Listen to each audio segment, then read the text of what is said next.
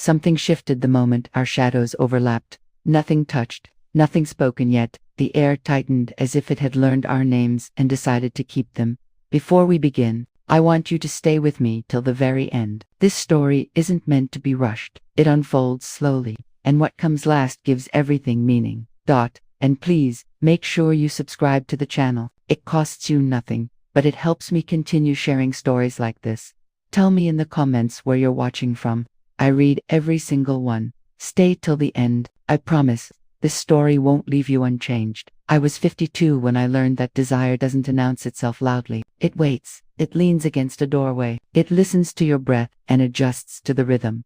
We met in a place that encouraged Sabunsa, small coastal library, attached to an old guest house, where people came to disappear politely. I had arrived with the intention of being alone. She arrived with the intention of staying out of the way. Neither of us succeeded.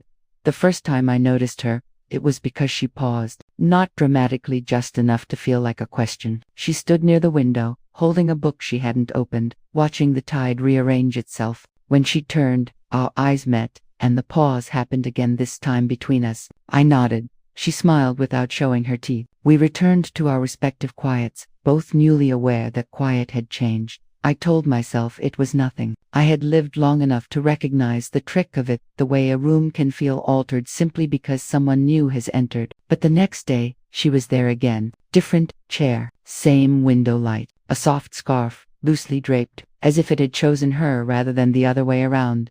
"Do you mind?" she said, gesturing to the empty seat across from me. "If I borrowed the silence here?" I closed my book. "I don't own it," I replied, "but I've been keeping it company." She sat. We did not touch. The space between us became deliberate, like a held breath. We spoke about ordinary things, the weather's indecision, the way the ocean never repeats itself. Her voice was calm, unhurried. Mine followed suit. Nothing dangerous was said. Everything dangerous was implied. Over the next few days, a pattern formed. We met without arranging it. We learned each other's habits without asking. I noticed how she exhaled before speaking, as if checking herself. She noticed how I listened with my whole body, not just my ears. There was an age difference, yes. She was old enough to know herself, young enough to still be surprised by what she knew. I was old enough to recognize the edge we were walking in, to keep my balance.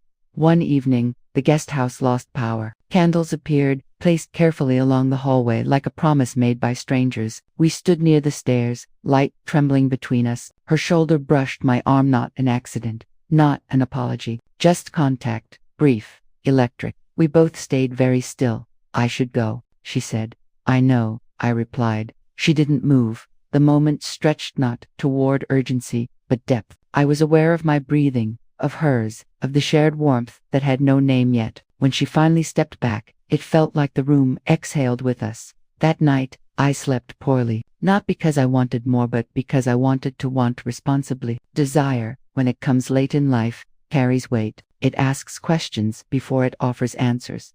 The next morning, she knocked on my door, not softly, not insistently, just enough to be heard.